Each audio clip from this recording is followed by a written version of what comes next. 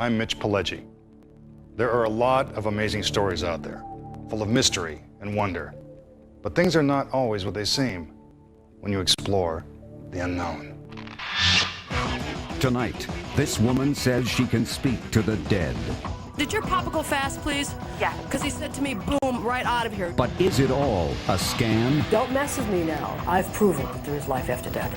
I walked on fire. This man gets people to walk over hot coals. I'm a little bit nervous. But is it as dangerous as it looks? You will not forget this night as long as you're alive. Unbelievable surgery without instruments or anesthesia. The doctor can open the patient up just with their hands. But is it real or an illusion? Above us was a craft with a beam coming down. Was this man really abducted by aliens? We know that all experience is derived from the brain. This scientist can simulate abductions in his lab. Is this object, captured on tape by NASA cameras aboard the space shuttle, hard evidence of an alien visitation? There's some kind of a spacecraft out there. Or is there a more down-to-earth explanation?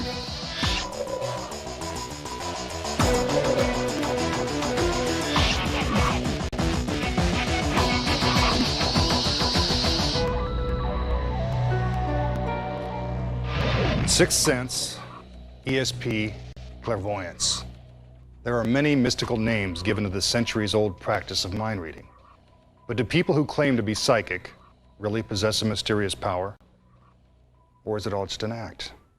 Did your papa go fast, please? Yeah. Because he said to me, boom, right out of here. It was a massive heart attack. Because he said, boom, I'm Suzanne Northrup says she can talk to the dead. Tied in with it. His mama's also gone. Am I correct on that, Carrie Ann? Yes, she is. Yes, because he says my mama's with me, and I don't know who he's making reference to. I don't know if somebody liked Roses, was named Rose or Rose. My grandmother was Rose. Was that his Northrup is mama, a psychic please? medium, Okay, gifted, because- she says, with a rare ability. I hear somebody had a stroke connected to her also, and I don't know if that might have been her. It was her. It was her, because she shows me one side of her body. That usually means stroke to me. Do you understand? I'm sort of like a telephone between this world and the other world. Somehow I'm able to tune into the frequencies of people that have passed over or people that have physically died.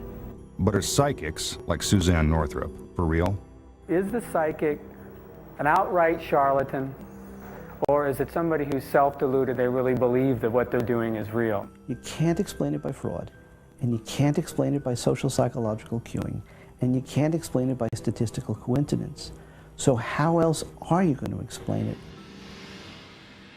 Whether you believe her or not, Suzanne Northrup's readings are undeniably dramatic and amazingly accurate. Name, but I want to say here, David, Danny, really, really strong. Danny. Who's that, please? My husband. Okay, thank you. For me, it's been my life experience. This isn't just something that I did a few years. It has been something that's been with me my whole life. Your brother seemed to go very fast. Don't ask me why. Yeah. That's what he tells me. And I don't know what was wrong with him, but I'm feeling throughout my blood. He tells me my...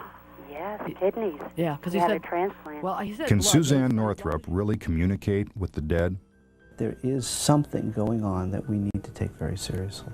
Gary Schwartz, a University of Arizona psychology professor, recently studied a number of renowned psychics, including Suzanne Northrup, under scientifically controlled conditions. She is more than 50% accurate when someone like myself would be about 5% accurate. It absolutely befuddles us how she could know this information short of receiving it through some sort of psychic means. And his mama was also there, so there must have been a grandmother connected to him with the name Mary or Marie, very clearly. I believe that was her name. Yeah. Don't mess with me now. Don't tell me that this is not real. Don't tell me that I'm a wacko. Don't tell me that I make this up, because now I've been tested. But does a high degree of accuracy in a psychic reading verify psychic ability? Skeptics say no. It only proves that the psychic has mastered the tricks of the trade. I think you have to look at the evidence and the scientific claims very carefully.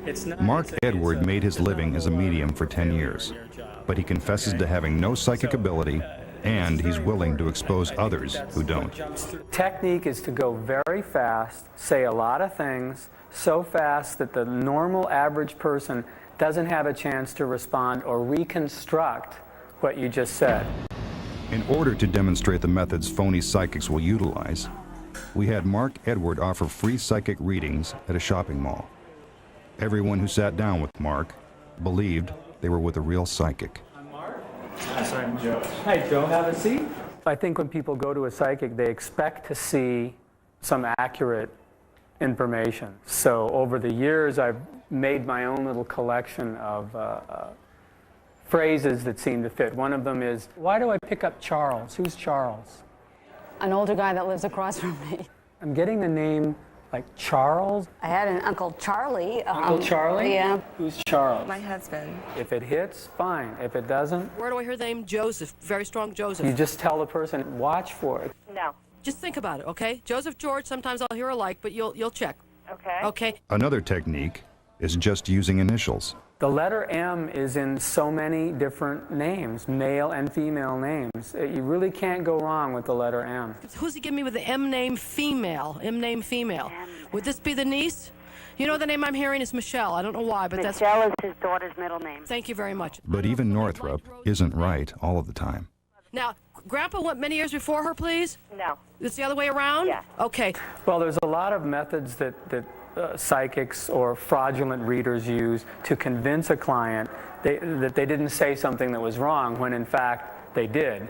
So they have a way to make a right turn or left turn. Why would he talk about a car, Joanne? Did he pass a car down? Was a car a big deal or something? No, but it was a car. My husband's restoring a car. Ah, that's what it is. Thank you. So you're fishing, but you're getting a response that seems like, oh, he is on the right track.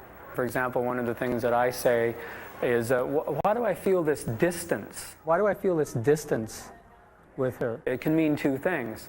It can mean geographic distance, or it can mean emotional distance. Maybe it's because she lives in Alabama. Now, if she had said no, she lives right down the street, and I'd say, well, there's an emotional distance that's kind of been there between the two of you. You're giving yourself outs so that you constantly have another path to go. And I also think your father wore hats, because he shows me hats on his head. No, he didn't. Then was he losing his hair? A little bit, Okay, yeah. because that's what it's got to be one or the other when he shows that to me. And you just keep going, and you don't stop until the show's over. And when the show is over, they'll remember the hits and they'll forget the misses. But perhaps the most common technique that Edward believes a psychic con will use is simply letting their subject talk, unwittingly volunteering information that the psychic then incorporates into the reading. Something that he would have in his room, like either on a wall or a desk or something. Yep. It had to be very significant. It was a pocket knife. I couldn't tell what it was, because I can't always And my son distinguish. carries it with him all the time Because he says it was from him. That's what, because he says it's very. I couldn't tell what it was. It looked small, Yeah. and it wasn't a ring. It wasn't a watch, because usually those I'll get real specific. So I couldn't tell, but it kind of looked like this. Is Suzanne Northrop a master of the psychic con? Not to those she reads. Everything she said was right on the money. I mean, everything. He also shows me the month of July. Very, very strong. Don't know why he showed me that month. Usually mean it's a birth or passing. My birthday is in July. Thank you. I guess he's giving you an acknowledgement. She does have a gift. It's phenomenal. My philosophy about psychic phenomenon is that it does occur from time to time with all of us, but I think that when somebody says that they're going to make it happen and that they can do it on a consistent basis, I don't buy it. I sympathize with the skeptic. There are many people in the field who, in all likelihood, are fraudulent. On the other hand, these individuals seem to receive information which they could not know from ordinary means. To Mark Edward, this special knowledge is just knowing how to pull off a convincing con. It's entertainment. I'm not a real psychic. Oh my God. Wow, that's really weird. Well, how did you come up with the names and things? I always say Charles. Oh. And as long as it is entertainment and it is put in those terms, I see nothing wrong with it. I'm not really a psychic. You're not really? No. Are you kidding? No. Cool. Coming up, a strange object in outer space, but is it a UFO? Whatever these objects are very, very close to the shuttle. And next, is it safe to walk on hot coals? As soon as you believe that you can do this, you have the confidence to take that first step.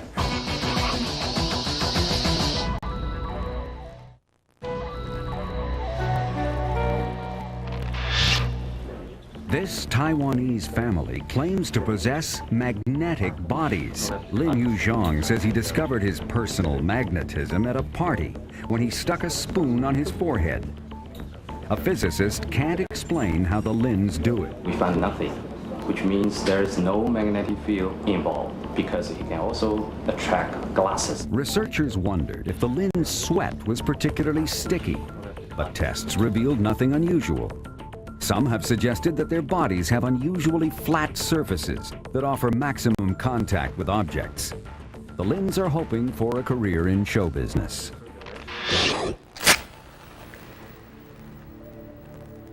Common sense says fire will burn us. Yet every year, thousands ignore their instincts and walk across red-hot coals. How can firewalking be safe? Michael Shermer travels to Northern California to investigate the belief that it's all in the mind. To do it is to defy all common sense and logic, walking across 1,200-degree red-hot embers barefoot. Yet, firewalking has become a popular motivational exercise around the world. But how is firewalking possible? Does it really require a positive mental state? Or is it simply a lot less dangerous than it looks? As soon as you believe that you can do this without burning your feet, you have the confidence to take that first step. The people who promote firewalking claim that your mind somehow protects your foot, but it's normal physics that's operating in a firewalk. From tribal rituals to New Age seminars, firewalking has been a human rite of passage for over 3,000 years. And today, firewalking is still practiced by a variety of cultures all over the world.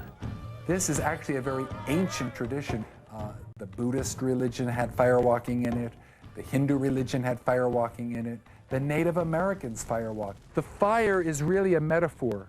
Tali Burkan is the founder of FIRE, the Firewalking Institute of Research and Education, which conducts self-improvement seminars utilizing firewalking as an inspirational tool. The next time you're in a situation that used to intimidate you, you will remember, I walked on fire. And if I can do that, certainly I can go in there and ask for a raise. To prepare a firewalk, Burkan burns large oak logs down to sizzling red embers, creating a bed of coals. The resulting heat reaches a temperature of over 1,000 degrees Fahrenheit. I joined Burkan's group for a night of firewalking and wondered, how could this not burn my bare skin? Burkan believes positive thinking actually changes the body's physiology, allowing a firewalker to cross these coals safely. When you are in the right state of mind, the blood flows through the soles of your feet and takes the temperature away from the tissue. And that's why you're not burned. None of it has to do with their psychological state. All of it has to do with ordinary physics. Dr. Bernard Lycan is a physicist and firewalking skeptic. You don't burn your feet in a firewalk because you're walking on things that have poor thermal conductivity and a low heat capacity. Even though they're at a high temperature, they don't have as much energy as you might think, and they aren't very good at putting it into your foot. To understand the physics, imagine baking a cake. The cake's been in the oven for half an hour. Everything in the oven is at 325 degrees, but you don't worry about the 325-degree air burning you or the 325-degree cake, only the 325-degree cake pan.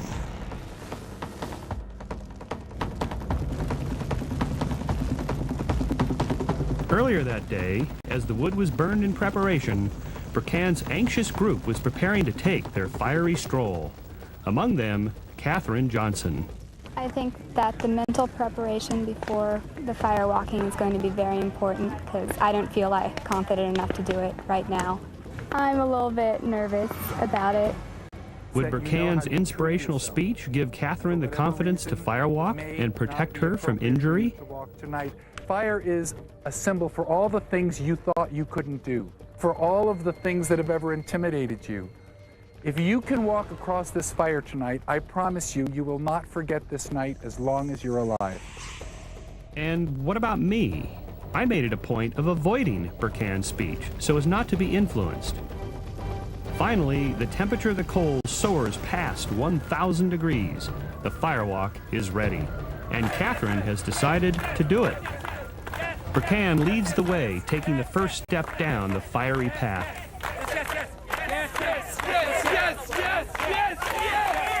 The others follow, including Catherine. was pretty hot and hurt my feet a little bit, but nothing serious, and I had a really great time doing this. It makes me feel great. Now it's my turn. Remember, I was in my car during Tolly's speech and was not part of the supposedly critical mental preparation.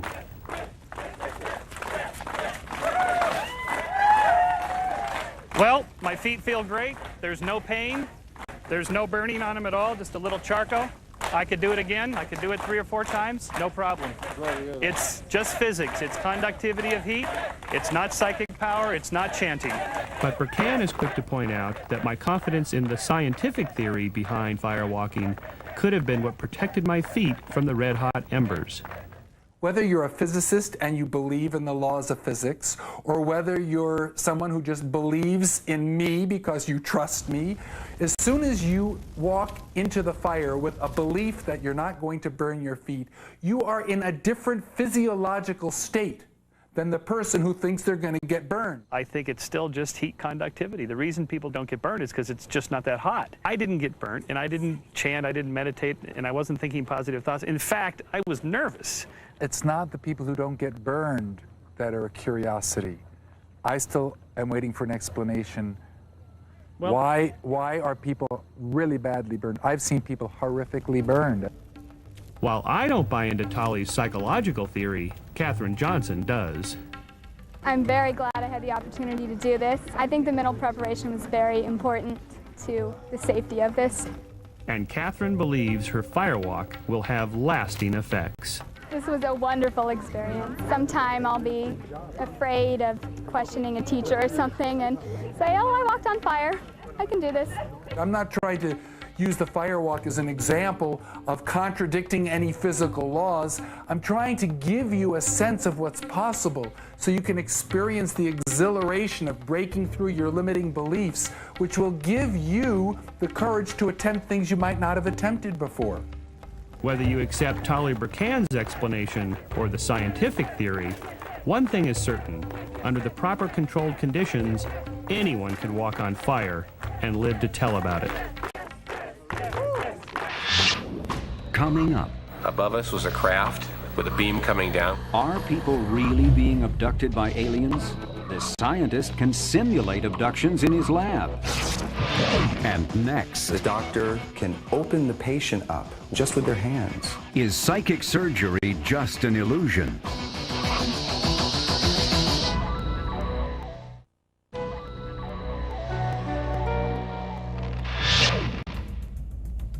Are fairies real? Well, photos don't lie. Or do they? In 1917, 2 little girls in England dazzled the world with these astonishing snapshots. Beautiful little winged creatures flying through a garden. 16-year-old Elsie Wright and her cousin 10-year-old Frances Griffiths claimed they'd taken them at their Yorkshire cottage. Though many doubted the story, noting that the fairies looked an awful lot like cutouts from a popular children's book, the girls swore it was true. Even the author of the Sherlock Holmes stories, Sir Arthur Conan Doyle, defended the girls, firmly proclaiming the photos were undeniable proof that fairies were real.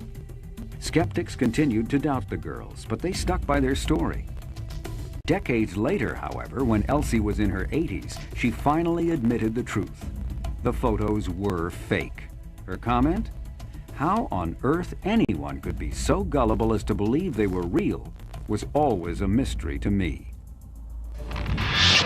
It seems every day we learn of yet another amazing breakthrough in medical science, a new drug or technology that saves lives. But in spite of these recent advances, a controversial supernatural treatment is still popular around the world. Does it actually work? Or are the sick being fooled at a time when they desperately need help?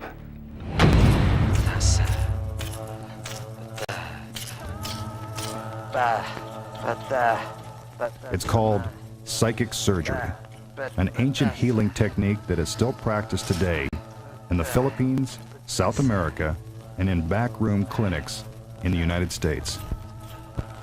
Psychic surgery is a technique that's been used for thousands of years by medicine men and shamans and witch doctors, where the doctor can open the patient up, sometimes just with their hands, and apparently go into the body and extract the diseased part of the human and throw it away and then seal it up with little or no blood, miraculously healing the patient. Thousands seek this controversial treatment. For some, it is their last hope. First and foremost, people go to psychic surgeons because they have no other recourse. It's out of desperation. They have no other alternatives. And even the psychic surgeons themselves often say this, that this person came to me because no one else could cure them. They didn't know what else to do. They had no other choice. Well, I've had 9 operations now.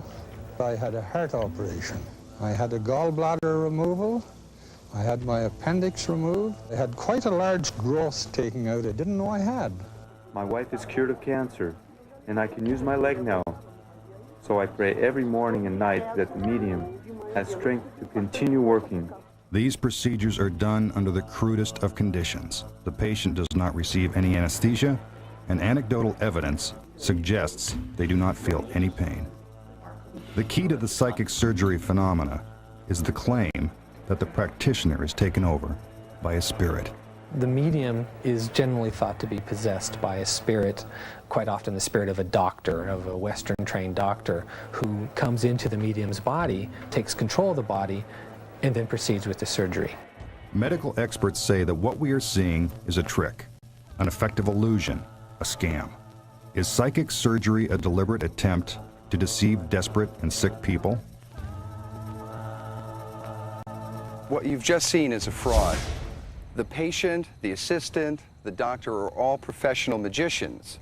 The doctor starts by cleansing the patient and then apparently makes an incision into the patient using a technique of concealment. What looks to be random actions are actually very carefully choreographed actions of concealment and misdirection, creating the illusion that the hand is going deep, deep inside the body. It's a pretty effective illusion. Now a piece of intestine or an apparent tumor is taken out. It has to be coming from somewhere. But magicians use sleight of hand techniques combined with optical illusion to create a very convincing effect. But if it's all sleight of hand, where's the hand going? It may appear as if it's going deep inside the body, but this illusion is accomplished by simply bending the fingers and hiding it from the audience. When this technique is combined with the appearance of blood and tissue, the effect can be quite convincing. What you saw had certain graphic parts in it in which you believed that you saw the finger and the actual hand entering the body. Of course, that was not so at all. James Randi, renowned investigator of the paranormal, lectures worldwide on the fraudulent practices of psychic surgeons. Here he shows how blood and tissue are introduced with a simple magician's prop. There's no way that you can see it or detect it because it looks like very much a part of me. And all it is simply a plastic thimble shaped like a thumb. It had blood and a piece of chicken material in it, and as you come down to the body, the other hand is placed on top of it like this. This thumb is withdrawn, and the blood immediately starts to flow. And the piece of chicken or whatever you've got in there is taken out. We can explain the techniques, the sleight of hand, the illusion. But how can we explain the positive effect that some of these procedures have on their patients? Most people think magic is about manipulating objects. Magic is perhaps more about manipulating perception. When the shaman goes in and pulls out the tumor, the people understand that the sickness is leaving the body. And perhaps this can trigger a placebo effect, because as doctors even know, that your state of mind affects your physical health. What's important is that the patient believes that what they've been told is going to happen, happens. Mind over matter, placebo effect, whatever you want to call it. It's the belief in the efficacy of the cure that causes the cure. But is there a danger in allowing people to believe they are being cured by these psychic surgeons? If a person goes to a psychic surgeon with a real physical problem that warrants a physical treatment, then his welfare is liable to be greatly jeopardized. Psychic surgery, a fraudulent technique that nevertheless raises questions about the power of belief, which will always remain a mystery. Coming up, Does this official NASA footage prove that flying saucers are real? There's some kind of a spacecraft out there. And next, does this experiment create an alien abduction?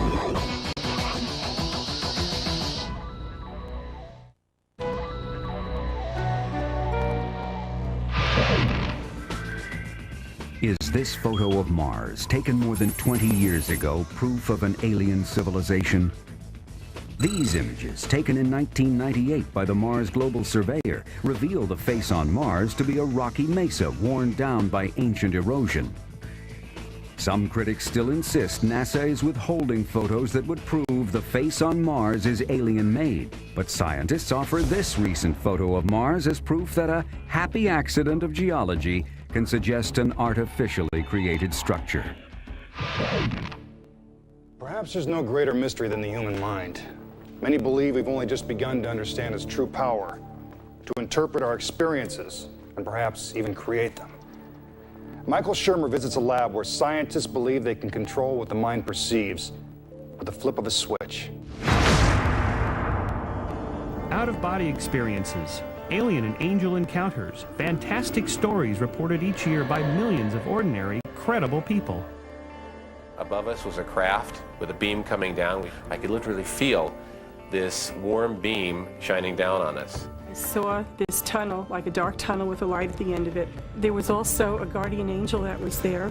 To me, it seemed that it was like angel wings or something were right there, and the presence I was in a car. A friend of mine was driving. She hit a fire hydrant, and I went through the windshield of the car, but I experienced it from the back seat. I watched myself leave the front seat and go through the windshield. Fantastic reports, made even more baffling to experts because the people who come forward have absolutely nothing to gain and much to lose in revealing their intimate and often embarrassing encounters. When people do report these experiences, often they're sincere and honest, and they typically don't show the usual evidence for, let's say, schizophrenia. Certainly, all of them are not liars. In fact, it only may be a small fraction. The experiences these people have had are clearly very real. The question is, do they represent something out in the world or inside the brain? Here at Laurentian University in Sudbury, Canada, people are having these strange experiences every day. The difference, scientists are triggering them with, of all things, magnets. Here, in the laboratory of Dr. Michael Persinger, science fiction is rapidly becoming science fact. A motorcycle helmet, wired to produce magnetic fields which influences the electrical activity of the wearer's brain, produces ghosts, angels, and aliens. Since 1971, Dr. Persinger has devoted his research to proving that paranormal encounters are illusions created by the brain itself. Tiny changes in chemistry, minute alterations in electrical activity, can create powerful hallucinations that seem absolutely real. These misfirings of the human brain can occur naturally, especially in the brains of intelligent, creative, sensitive people. Data collected from these kinds of subjects has formed the groundwork for a computer simulation of a paranormal encounter. We know that all experience is derived from the brain. We also realize that subtle patterns generate complex human experiences and emotions. So effectively what we did, thanks to computer technology, is we extracted the patterns, electromagnetic patterns generated from the brain during these experiences, and then we re-expose volunteers to these patterns. Okay, helmet time, Nicole. Easy rider. Dr. Persinger's next volunteer, me. While being wired and blindfolded, I have plenty of time to reflect on what I am about to experience. A very sensitive part of my brain called the temporal lobes, located on either side just above my ears, is about to be bombarded with a series of electromagnetic pulses. The pulses will assault both my memory and my ability to unscramble information collected from my 5 senses. My brain is about to attempt to make sense of some very distorted signals. See you in a bit. I sit in the dark in perfect silence for nearly an hour. And yes, even a skeptic's mind can start to play tricks on him. I feel a presence rush by me.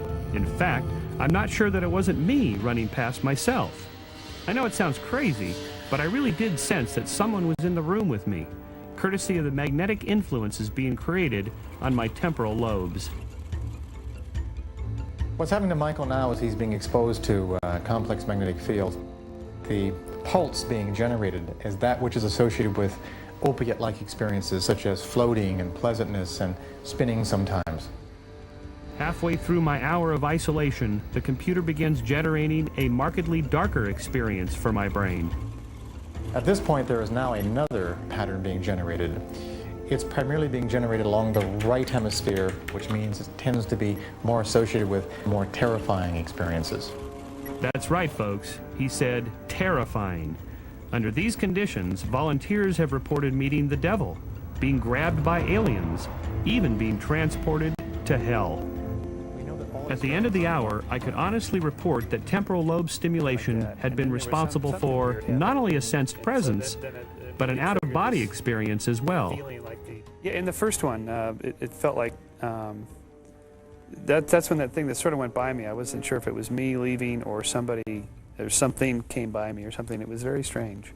And then in the second round, I did have, there was the feeling like I was in waves, and then like I wanted to come out of my body, but I kept going back in. Yeah, I can really see how if somebody was maybe slightly more fantasy prone and tends to interpret environmental stimuli in a sort of paranormal way, this kind of experience would be a real wild trip. Certainly, Dr. Persinger's research on electromagnetic stimulation of the brain that seems to produce some of these phenomena are really groundbreaking and very important in confirming what is believed amongst the vast majority of neuroscientists and cognitive neuroscientists, that these beliefs, these percepts, reside in the activity of the brain rather than in the external world. Temporal lobe stimulation may not be responsible for every encounter with the paranormal, but Dr. Persinger's research may be the first step towards demystifying a large number of age-old puzzles. 400 years ago, the paranormal included what in large part is now science today. So that's the fate of the paranormal. It becomes science, it becomes normal. Coming up. They weren't meteors, they weren't space junk, and they weren't satellites because those things don't change position. A close encounter captured on NASA videotape. Whatever these objects are very, very close to the shuttle. But is this really proof of aliens among us? It went from 0 to 2,500 miles per hour in 1 second.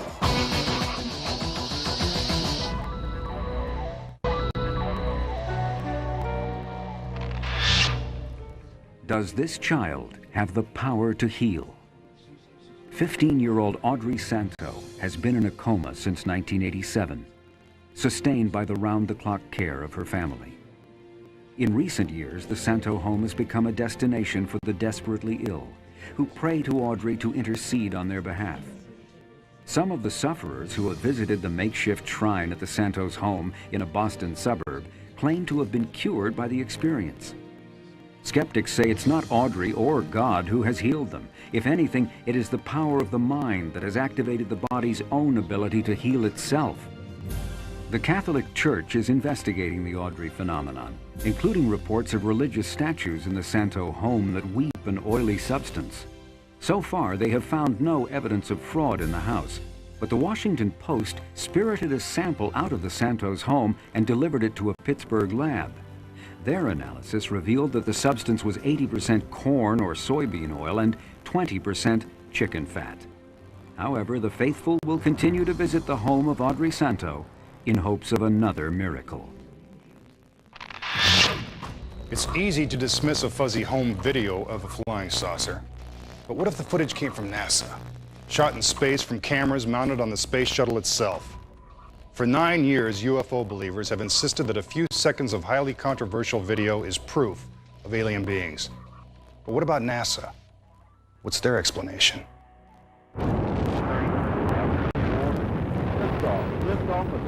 September 12th, 1991. The Space Shuttle Discovery blasted off into space, a routine mission underway. Once in orbit, the crew trained cameras mounted inside the shuttle's payload bay on the Earth below. They were recording clouds and storm systems for later analysis. In NASA's books, STS-48 was an ordinary flight. Then, the unexpected. Someone monitoring the satellite feed spotted something that galvanized UFO fanatics. Video they claim is evidence of aliens among us. The cameras caught a bright light in the darkness of space, a bright light just below the Earth's horizon. Suddenly, it reversed direction and sped away, demonstrating a speed and versatility some argue could only indicate an alien spaceship. To me, the objects are probably ice crystals because the shuttle is a very dirty vehicle. It throws out an awful lot of material, ice crystals from water dumps, from the fuel cells and things of this sort. They are not ice particles, and I can eliminate everything else, so the only one that's left for me is that there's some kind of a spacecraft out there. Not just any spacecraft, an alien spacecraft.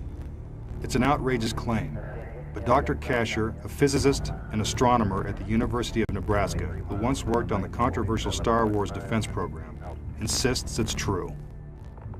There really aren't too many options. They weren't meteors, they weren't space junk, and they weren't satellites because those things don't change position. Take a close, careful look. A small glowing object suddenly appears in the middle of the screen and moves to the left. Moments later, the mysterious glowing object abruptly changes directions and shoots away. The object stops for half a second, and an ice particle should not do that. It should be a continuous change in velocity, slowing down and stop for an instant and then go. It can't really sit there for half a second and then accelerate away. An interesting theory, but Skeet Vaughn doesn't buy it. Vaughn is a research scientist who spent 40 years with NASA. During that time, he analyzed hundreds of hours of video shot during space shuttle flights. He knows exactly what made the object move, and it wasn't little green men. This is what I believe is a small particle very close to the camera. As it goes along here, you'll see a bright flash of light on the left-hand side of the picture here. When you see that flash, that's a thruster firing, and therefore the object is being accelerated by the exhaust plume of the thruster firing. Thrusters. In addition to the main engines, a number of smaller thrusters are located at the rear of the craft. They're used to adjust the shuttle's position in space. When they fire, nearby ice crystals or debris would be blown away. Is that what's happening here? NASA payload specialist astronaut Ron Parise has flown 2 shuttle missions. He's had a chance to see this kind of space phenomena firsthand. When the sun rises over the horizon for the space shuttle, at that moment, these bright objects light up. So that means that they have to be nearby. If they were far away, they would not light up.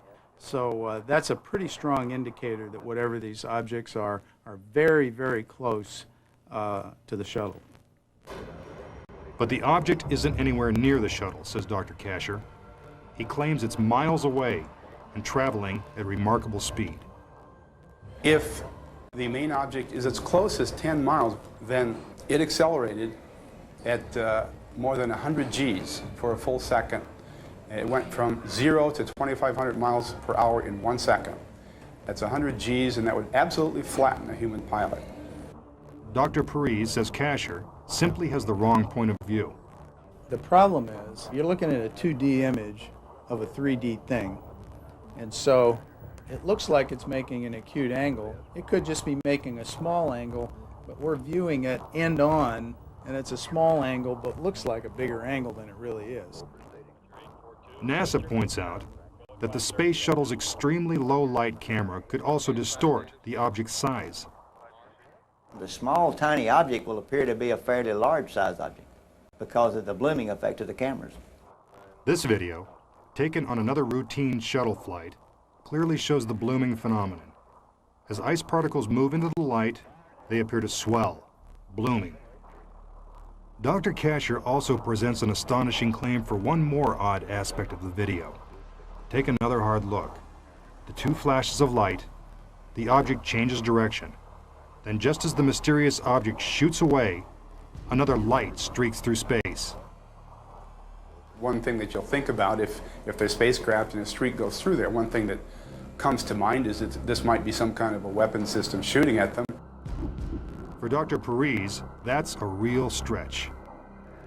Let's go back again, and instead of looking at the one that everybody's so excited about, let's look somewhere else in the frame. In fact, let's look down here, sort of in the bottom center of the frame. We'll kind of concentrate on that area right after the flash.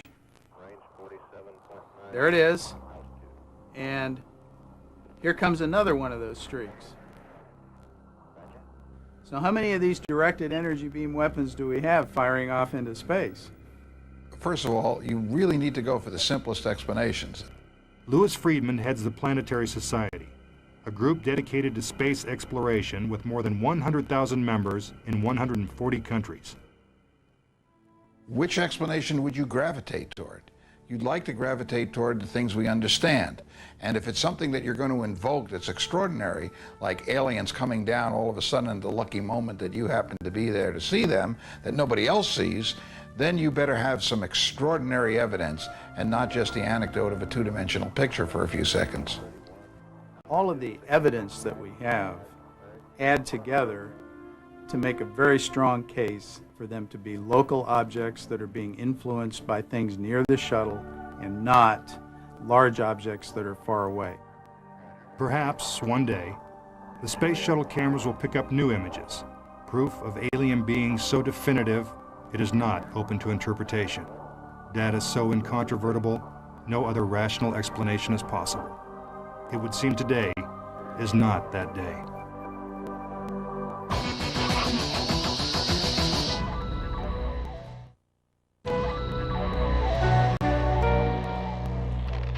Coming up next time on Exploring the Unknown, is it possible to cheat death? This company promises to put you on ice after you die, but there's no guarantee that they'll be able to bring you back from the dead. If you try to thaw them out using today's technology, it won't work. It's just a bag of mush. But will the science of the future mean that these corpses will have the last laugh? I think they're going to look back and say, look at all those people that needlessly went to their graves when they didn't have to. Why were they so dumb? Then, the legendary Shroud of Turin. Is this really the face of Jesus? The image on the shroud is definitely not a painting. Scientists now claim they've been able to use the stains on the shroud to extract the DNA of God. We proved that it was blood, that it was human, that it was male. That is so asinine. I can't think of a thing to say. Find out just how easy it is to beat a lie detector test. Our national security is hanging in the balance over this antiquated last vestige of witchcraft. That's next time on Exploring the Unknown. Every amazing mystery deserves an investigation, for the truth is often hidden in the shadows of outrageous claims. And the only way to search for these answers, to uncover the real story, is to explore the unknown. I'm Mitch Pileggi. Good night.